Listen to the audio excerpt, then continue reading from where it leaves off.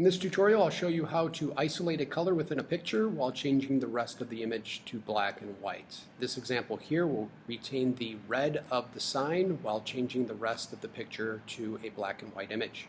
First thing we want to do is make a selection of this image of the sign. Go to the Select menu, choose Color Range, and within the Color Range dialog box, we'll select Localize Color Clusters. Make an Add To selection. We have a single selection, Add To selection, and a minus selection. So we'll use the Add To selection. On the image, we'll select the red of the image, increase the fuzziness so we can start to see more of the actual image itself.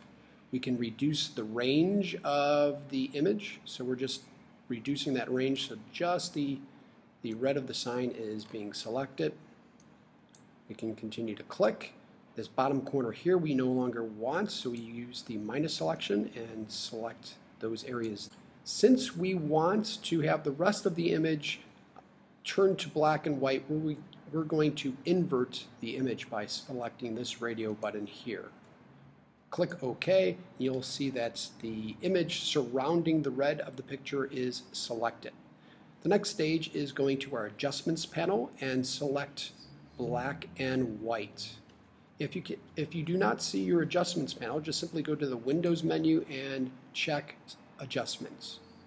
Once you've selected black and white filter, everything in the image except that selection originally will be turned to black and white.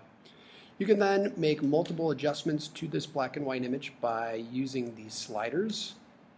You can also use the hand tool and isolate particular areas in your image to lighten or darken. You can also use the presets in the drop-down menu here, such as making it darker or maximum black, or you can even use a tint to the image. If I select a tint here, I can then choose a particular tint. So say for instance, make this somewhat of a greenish tint. Click OK, and I can also reduce the opacity of the image just to start to allow a little bit of that color to return to the image itself.